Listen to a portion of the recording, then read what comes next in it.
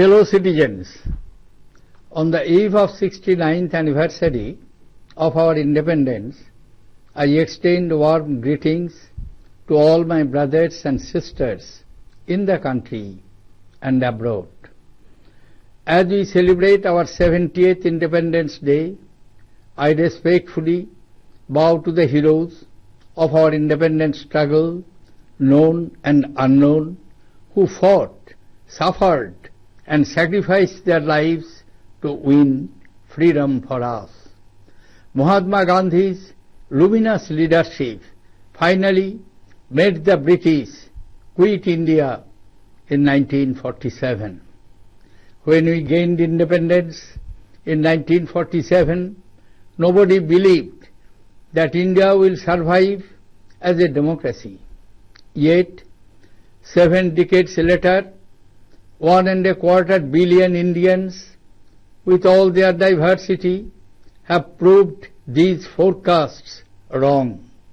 The strong edifice of democracy, built by our founding fathers on the 4 pillars of justice, liberty, equality, and fraternity, has withstood several threats from both within and without, and has grown from strength to strength. Fellow citizens, this is for the 5th time that I speak to you on the eve of Independence Day. In the past 4 years, I have seen with some satisfaction a stable and progressive democracy in full play, with peaceful transfer of power from one party to another, from one government to another, and from one generation to another. Notwithstanding the different hues of political thought, I have seen the ruling party and the opposition coming together in pursuit of national agenda of development, unity, integrity, and security of the nation. In the just concluded session of Parliament, the passage of the Constitution Amendment Bill for the introduction of GST amidst non-partisan and quality parliamentary deliberations is reason enough to celebrate our democratic maturity. In these 4 years, I also saw with some disquiet forces of divisiveness and intolerance trying to raise their ugly head. Attacks on weaker sections that militate against our national ethos are aberrations that need to be dealt with firmly. The collective wisdom of our society and our polity gives me the confidence that such forces will remain marginalized and India's remarkable growth story will continue uninterrupted. The safety and security that we provide to our women and children determines the well-being of the state and society. Every incident of violence against a woman or a child inflicts a wound on the soul of civilization. We cannot call ourselves a civilized society if we fail in this duty. Fellow citizens, democracy is more than periodic exercise of choices to elect the government. The great tree of liberty requires constant nourishment through the institutions of democracy. Disruptions, obstructionism, and unmindful pursuit of a divisive political agenda by groups and individuals lead to nothing but institutional travesty and constitutional subversion. Polarizing debates only deepen fault lines in public discourse. Our Constitution is not only a political or legal document, but also an emotional, cultural, and social contract. My distinguished predecessors, Dr. Sarvapalli Radhakrishnan, had said on the eve of Independence Day 50 years ago, and I quote, "We have adopted a democratic constitution.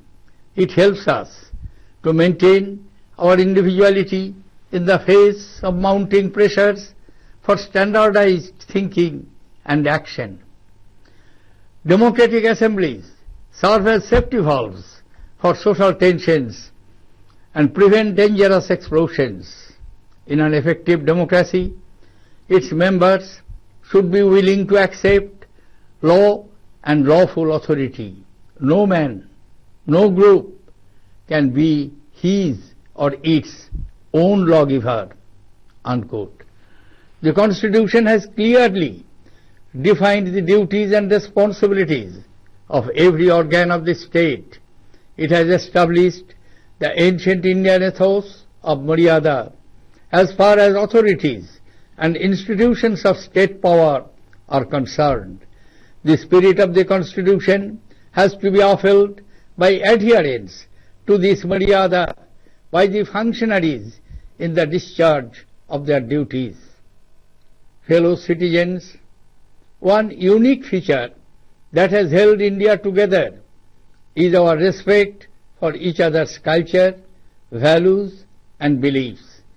The very essence of plurality lies in cherishing of our heterogeneity and valuing our diversity. In the network environment of today, a caring society can only be developed by harmonizing religion with modern science. Swami Vivekananda had once observed, and I quote, "What is needed is a fellow feeling between the different types of religion, seeing that they all stand or fall together, a fellow feeling which springs from mutual respect and not the condescending, patronizing, niggardly expression of goodwill." Unquote. It is true, as was pointed out in a famous speech made on this very day, 69 years ago, by Pandit Nehru, that in a nation's history, moments come when we step out from the old to the new, when the soul of a nation finds utterance. But it is also important to realize that such moments are not strokes of luck that come upon us by surprise. A nation can and must strive to create such a moment. We must take destiny in our own hands to build the India of our dreams. Backed by strong political will, we have to create a future which will economically empower 600 million youth, build a digital India, a startup India, and a skilled India. As we build an India of hundreds of smart cities, towns and villages, we must ensure that they are human, high-tech and happy places, leading to the creation of a technology-driven but compassionate society. We should promote and reinforce a scientific temper by questioning our beliefs which are not compatible with scientific way of thinking. We must learn to challenge the status quo and refuse to accept inefficiency and slipshod work. In a competitive environment, a sense of immediacy and some impatience is a necessary virtue. Fellow citizens, India will grow only when all of India grows. The excluded ones have to be included in the development process. The heart and the alienated have to be brought back into the mainstream. In this age of technological advance, machines are being pitted against men. The only way to survive this is to acquire knowledge and skills and learn to innovate. Inclusive innovations linked to the aspirations of our people can benefit a wide spectrum of society as well as preserve our diversity. We as a nation must nurture creativity, science and technology. Here, our schools and institutions of higher learning have a special responsibility. We often celebrate the achievements of our ancient past, but it would be wrong to rest on our laurels. It is much more important to look to the future. It is time to join hands to cooperate, innovate, and advance. India has had remarkable growth in recent times, often growing above 8% per annum over the last decade. International agencies have acknowledged India's status as the fastest growing major economy in the world and recognized major improvements in indices of ease of doing business and logistics performance. The startup movement and the innovative spirit of our young entrepreneurs have also attracted international attention. We must build on our strengths so that this lead can be sustained and turned and furthered. A normal monsoon this year gives us reason to cheer, unlike the past 2 years when below normal rains created agrarian distress. The fact that despite 2 consecutive drought years, inflation has remained below 6% and agricultural output has been stable is a testimony to our nation's resilience and to how far we have progressed since independence. Fellow citizens, our foreign policy has shown considerable dynamism in recent times. We have reinvigorated our historic bonds of friendship with traditional partners of Africa and Asia Pacific. We are in the process of forging new relationships based on shared values and mutual benefit with all countries, especially our immediate and extended neighborhood. There will be no stepping back on our neighborhood first policy. Close bonds of history, culture, civilization and geography provide the people of South Asia with an extraordinary opportunity to carve out a common destiny and to march together towards prosperity. This opportunity must be seized without delay. India's focus in foreign policy will remain on peaceful coexistence and harnessing technology and resources for its economic development. Recent initiatives have enhanced energy security, promoted food security, and created international partnerships to take our flagship development programs forward. The world has witnessed a spate of terror activities having their roots in radicalization of people on the basis of religion. These forces, apart from killing innocent people in the name of religion, also threaten to disturb geopolitical divides, which could prove disastrous for world peace. The inhuman, mindless and barbaric modus operandi of such people have been visible in France, Belgium, United States, Nigeria, Kenya, and closer home in Afghanistan and Bangladesh recently.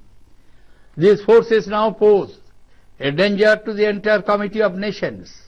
The world will have to fight them unconditionally and in one voice.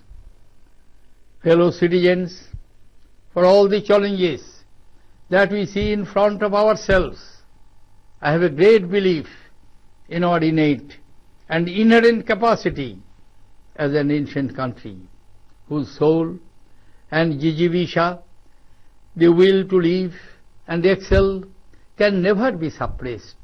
Various forces, external as well as internal, have tried to smother this soul of India over millennia, but every time this soul has emerged more powerful and more glorious, having neutralized, assimilated, and incorporated every challenge that it faced. India, through its unique civilizational contribution, has repeatedly conveyed the message of peace and harmony to the trouble-torn world. In 1970, historian Arnold Toynbee had the following to say about India's role in contemporary history. I quote, "Today, we are still living in this transitional chapter of the world's history, but it is already becoming clear that a chapter which had a Western beginning will have to have an Indian ending if it is not to end in the self-destruction of the human race." Unquote. Toynbee further went on to say that at the crossroad of human history, the only way of salvation of mankind is the Indian way. Fellow citizens, on this occasion, I convey my special greetings and gratitude to the members of our armed forces, paramilitary and internal security forces, who are at the forefront of guarding and preserving the unity, integrity, and security of our motherland. In the end, I would once again invoke the Upanishads as I had invoked in my first address on the eve of Independence Day 4 years ago. For this invocation shall live forever, as will Mother India. May God protect us. May God nourish us. May we work together with vigor and energy. May our studies be brilliant. May there be no hostility amongst us. May there be peace, peace, peace. Jai Hind!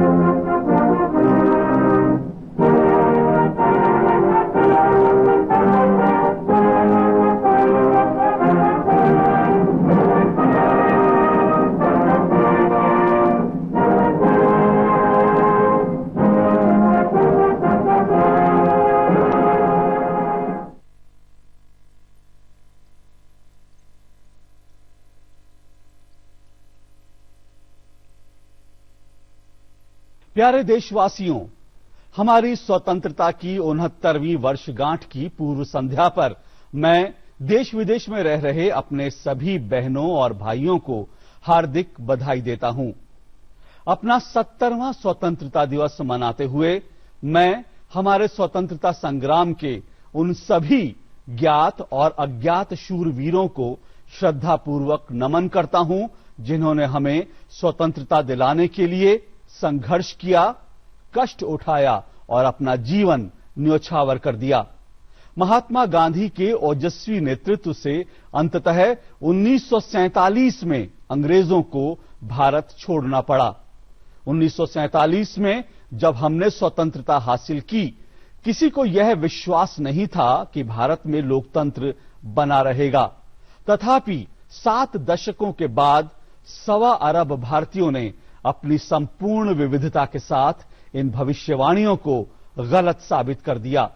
हमारे संस्थापकों द्वारा न्याय, स्वतंत्रता, समता और भाईचारे के 4 स्तंभों पर निर्मित लोकतंत्र के सशक्त ढांचे ने आंतरिक और बाहरी अनेक जोखिम सहन किए हैं और यह मजबूती से आगे बढ़ा है। प्यारे देशवासियों, मैं आज 5वीं बार स्वतंत्रता दिवस की पूर्व संध्या पर आपसे बात कर रहा हूं। पिछले 4 वर्षों के दौरान मैंने संतोषजनक ढंग से एक दल से दूसरे दल को, एक सरकार से दूसरी सरकार को और एक पीढ़ी से दूसरी पीढ़ी को सत्ता के शांतिपूर्ण हस्तांतरण के साथ एक स्थिर और प्रगतिशील लोकतंत्र की पूर्ण सक्रियता को देखा है। राजनीतिक विचार की अलग अलग धाराओं के बावजूद मैंने सत्ताधारी दल और विपक्ष को देश के विकास, एकता, अखंडता और सुरक्षा के राष्ट्रीय कार्य को पूरा करने के लिए एक साथ कार्य करते हुए देखा है। संसद के अभी संपन्न हुए सत्र में निष्पक्षता और श्रेष्ठ परिचर्चाओं के बीच वस्तु और सेवा कर लागू करने के लिए संविधान संशोधन बिल का पारित होना हमारी लोकतांत्रिक परिपक्वता पर गौरव करने के लिए पर्याप्त है। इन 4 वर्षों में मैंने कुछ अशांत, विघटनकारी और असहिष्णु शक्तियों को सिर उठाते हुए देखा है। हमारे राष्ट्रीय चरित्र के विरुद्ध कमजोर वर्गों पर हुए हमले पथभ्रष्टता है, जिससे सख्ती से निपटने की आवश्यकता है। हमारे समाज और शासन तंत्र की सामूहिक समझ ने मुझे यह विश्वास दिलाया है कि ऐसे तत्वों को निष्क्रिय कर दिया जाएगा और भारत की शानदार विकास गाथा बिना रुकावट के आगे बढ़ती रहेगी। हमारी महिलाओं और बच्चों को दी गई सुरक्षा और हिफाजत देश और समाज की खुशहाली सुनिश्चित करती है। एक महिला या बच्चे के प्रति हिंसा की प्रत्येक घटना सभ्यता की आत्मा पर घाव कर देती है। यदि हम इस कर्तव्य में विफल रहते हैं तो हम एक सभ्य समाज नहीं कहला सकते। प्यारे देशवासियों, लोकतंत्र का अर्थ सरकार चुनने के लिए समय समय पर किए गए कार्य से कहीं अधिक है। स्वतंत्रता के विशाल वृक्ष को लोकतंत्र की संस्थाओं द्वारा निरंतर पोषित करना चाहिए। समूहों और व्यक्तियों द्वारा विभाजनकारी राजनीतिक इरादे वाले व्यवधान, रुकावट और मूर्खतापूर्ण प्रयास से संस्थागत उपहास और संवैधानिक विध्वंस के अलावा कुछ हासिल नहीं होता है। परिचर्चा भंग होने से सार्वजनिक संवाद में त्रुटियां ही बढ़ती हैं। हमारा संविधान न केवल एक राजनीतिक और विधिक दस्तावेज है, बल्कि एक भावनात्मक, सांस्कृतिक और सामाजिक करार भी है। मेरे विशिष्ट पूर्ववर्ती डॉक्टर सर्वपल्ली राधाकृष्णन ने 50 वर्ष पहले स्वतंत्रता दिवस की पूर्व संध्या पर कहा था, हमने एक लोकतांत्रिक संविधान अपनाया है। यह मानककृत विचारशीलता और कार्य के बढ़ते दबावों के समक्ष हमारी व्यक्तिकता को बनाए रखने में सहायता करेगा। लोकतांत्रिक सभाएं सामाजिक तनाव को मुक्त करने वाले साधन के रूप में कार्य करती हैं और खतरनाक हालात को रोकती हैं। एक प्रभावी लोकतंत्र में इसके सदस्यों को विधि और विधिक शक्ति को स्वीकार करने के लिए तैयार रहना चाहिए। कोई व्यक्ति, कोई समूह स्वयं विधि प्रदाता नहीं बन सकता। संविधान में राष्ट्र के प्रत्येक अंग का कर्तव्य और दायित्व स्पष्ट किया गया है। जहां तक राष्ट्र के प्राधिकरणों और संस्थानों की बात है, हमने मर्यादा की प्राचीन भारतीय परंपरा को स्थापित किया है। कार्यकर्ताओं को अपने कर्तव्य निभाने में इस मर्यादा का पालन करके संविधान की मूल भावना को कायम रखना चाहिए। प्यारे देशवासियों, एक अनूठी विशेषता जिसने भारत को एक सूत्र में बांध रखा है, वह एक दूसरे की संस्कृतियों, मूल्यों और आस्थाओं के प्रति सम्मान है। बहुलवाद का मूल तत्व हमारी विविधता को सहेजने और अनेकता को महत्व देने में निहित है। आपस में जुड़े हुए वर्तमान माहौल में एक देखभालपूर्ण समाज धर्म और आधुनिक विज्ञान के समन्वय द्वारा विकसित किया जा सकता है। स्वामी विवेकानंद ने एक बार कहा था, विभिन्न प्रकार के पंथों के बीच सहभावना आवश्यक है। यह देखना होगा कि वे साथ खड़े हों या एक साथ गिरें। एक ऐसी सहभावना जो परस्पर सम्मान न कि अपमान, सद्भावना की अल्प अभिव्यक्ति को बनाए रखने से पैदा हो। यह सच है जैसा कि 69 वर्ष पहले आज ही के दिन पंडित नेहरू ने एक प्रसिद्ध भाषण में कहा था कि एक राष्ट्र के इतिहास में ऐसे क्षण आते हैं जब हम पुराने से नए की ओर कदम बढ़ाते हैं। जब एक राष्ट्र की आत्मा को अभिव्यक्ति प्राप्त होती है, परंतु यह अनुभव करना आवश्यक है कि ऐसे क्षण अनायास ही भाग्य की वजह से न आए। एक राष्ट्र ऐसे क्षण पैदा कर सकता है और पैदा करने के प्रयास करने चाहिए। हमें अपने सपनों के भारत का निर्माण करने के लिए भाग्य को अपनी मुट्ठी में करना होगा। सशक्त राजनीतिक इच्छा शक्ति के द्वारा हमें एक ऐसे भविष्य का निर्माण करना होगा जो 60 करोड़ युवाओं को आर्थिक रूप से सशक्त बनाए।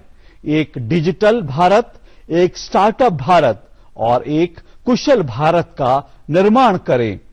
हम सैकड़ों स्मार्ट शहरों, नगरों और गांवों वाले भारत का निर्माण कर रहे हैं। हमें यह सुनिश्चित करना चाहिए कि वे ऐसे मानवीय, हाईटेक और खुशहाल स्थान बने जो प्रौद्योगिकी प्रेरित हों, परंतु साथ साथ सहृदय समाज के रूप में भी निर्मित हों। हमें अपनी विचारशीलता के वैज्ञानिक तरीके से मेल न खाने वाले सिद्धांतों पर प्रश्न करके एक वैज्ञानिक प्रवृत्ति को प्रोत्साहन देना चाहिए और उसे मजबूत करना चाहिए।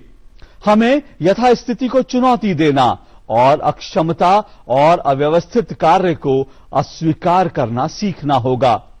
एक स्पर्धात्मक वातावरण में तात्कालिकता और कुछ अधीरता की भावना आवश्यक गुण होता है।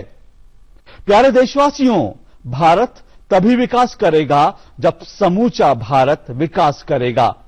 पिछड़े लोगों को विकास की प्रक्रिया में शामिल करना होगा। आहत और भटके लोगों को मुख्य धारा में वापस लाना होगा। प्रौद्योगिक उन्नति के इस दौर में व्यक्तियों का स्थान मशीनें ले रही हैं।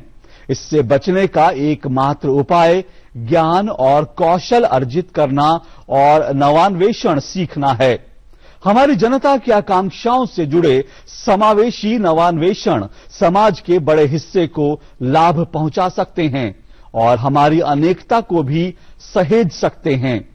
एक राष्ट्र के रूप में हमें रचनात्मकता, विज्ञान और प्रौद्योगिकी को बढ़ावा देना चाहिए। इसमें हमारे स्कूल और उच्च शिक्षा संस्थानों का एक विशेष दायित्व है।